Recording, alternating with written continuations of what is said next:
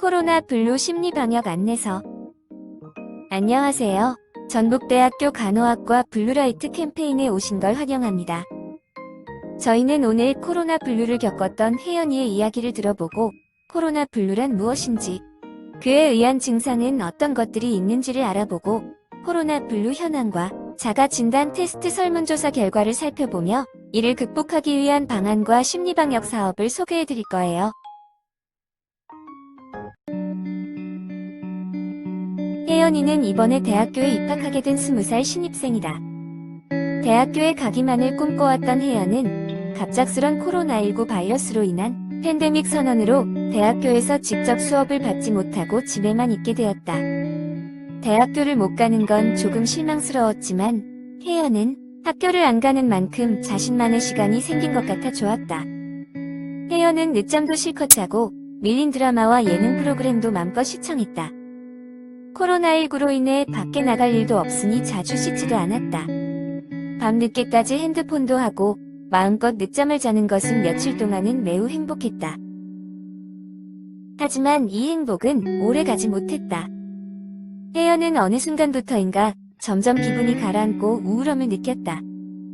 평소 재밌게 보던 TV 프로그램 시청도 집중을 하지 못하고 금세 흥미를 잃었다. 밤늦게까지 핸드폰을 하느라 늦게 자고 늦게 일어나는 것을 반복하다 보니 제 시간에 잠이 드는 것이 힘들어졌고 깊게 잠에 들지 못해 자주 깼다. 또한 혜연은 점차 피곤해지고 기운이 없다는 것을 느꼈다. SNS 속 사람들은 본인을 제외하고 모두 성공한 삶을 살고 있는 것 같아 패배감도 들었다.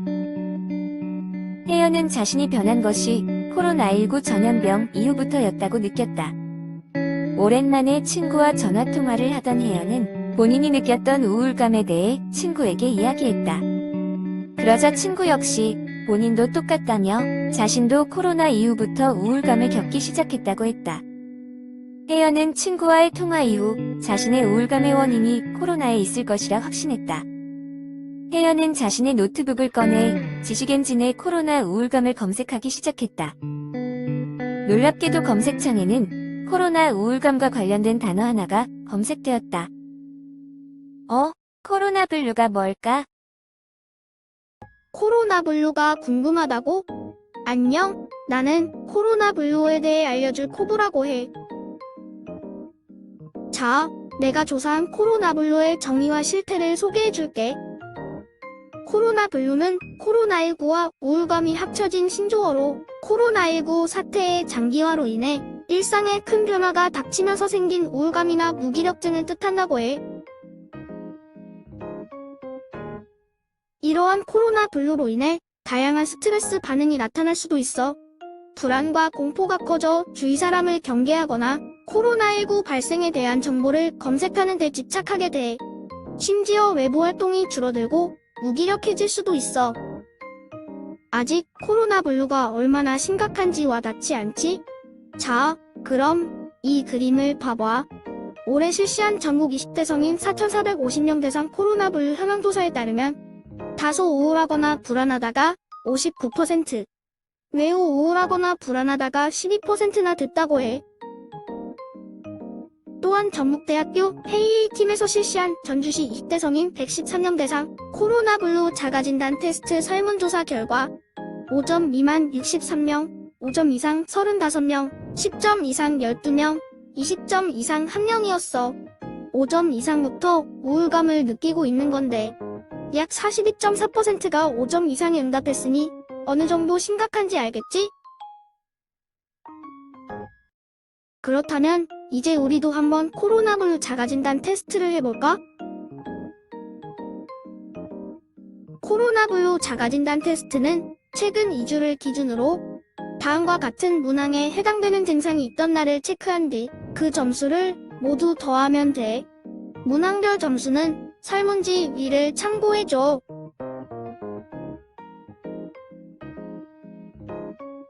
자, 점수를 다 더해봤니? 그럼 결과를 알려줄게. 5점 이상은 미약한 우울증, 10점 이상은 우울증이 의심되는 단계야. 20점 이상은 심각한 우울증을 겪고 있다는 것을 뜻하니까 즉시 정신과 의사 선생님을 찾아가 보는 게 좋겠는걸? 그렇다면 코로나 블루를 극복할 수 있는 방안도 알려줘야겠지? 첫 번째는 코로나19 치료 및 관리 방침을 이해하고 의료진 및 관계기관과 협력하는 거야. 코로나19에 대해 잘 알아야 코로나 블루도 이겨낼 수 있다고. 두 번째는 코로나19 경험 시 나타나는 반응에 대해 잘 알아두기야. 스트레스 반응을 정상적으로 받아들이기 위해서는 이러한 반응을 알아두고 건강한 대처를 하는 것이 필요해. 세 번째는 나의 일상과 건강을 돌보는 거야. 장기간 지속되는 코로나19로 지쳐있더라도 나의 일상과 긍정적인 활동을 유지하는 것이 좋아. 네 번째는 스트레스 이완 방법을 배우고 활용하는 거야. 이완 방법에는 복식호흡, 명상, 노래 듣기 등이 있는데 이러한 이완 방법은 정신적뿐 아니라 신체적 건강을 유지할 수 있게 해줘. 다섯 번째, 가족과 친구, 동료와 소통하기. 코로나19로 밖에 돌아다니기에 위축되고 외로움을 느낄 수 있어. 이럴 때 주변 사람들과 소통하면 훨씬 극복에 도움이 되겠지? 여섯 번째는 신뢰할 수 있는 정보에 집중하는 거야. 확인되지 않은 정보는 불안과 스트레스를 유발할 수 있어. 긍정적인 소식이나 활동으로 주의를 돌려보는 게 어떨까? 일곱 번째, 회복에 대한 희망과 긍정적인 마음을 갖는 거야. 긍정적인 마음은 면역력을 향상시키고 신체 건강 회복에 도움이 된다고. 마지막으로 4주 이상 지속되는 심한 스트레스가 지속되면 꼭 전문가의 도움을 받아야 해. 나 코부, 여기서 끝일 수 없지. 너희들이 이용할 수 있는 유용한 사업도 몇 가지 알려줄게. 초록창에 국가트라우마 센터 한번 검색해볼래? 국가트라우마 센터는 코로나19 확진자 및 가족을 대상으로 여러 가지 정신건강 서비스를 제공하고 있어.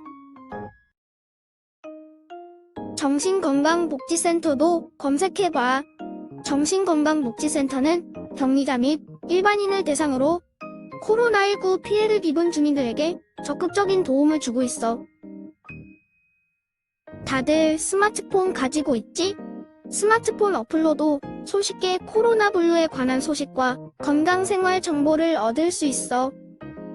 마성의 토닥토닥 앱, 정신건강 자가검진 앱, 국가 트라우마 센터, 카카오톡 챗봇, 마음 프로그램 등 다양한 어플이 있으니까 꼭 이용해봐. 전화로도 상담이 가능해. 1577-0199로 24시간 심리상담을 받을 수 있어. 1399 자살 예방 상담 전화도 24시간 운영되니까 심한 스트레스로 괴로운 친구들은 꼭 도움받길 바래. 자, 어때? 많이 미숙했지만 조금이라도 도움이 되었길 바래. 다들 내가 알려준 정보들을 꼭 기억해서 코로나 블루를 극복하기 위해 노력했으면 좋겠어. 난 이제 또 다른 문제들을 탐구하러 떠날게. 긴 시간 동안 내 말을 경청해줘서 고마워.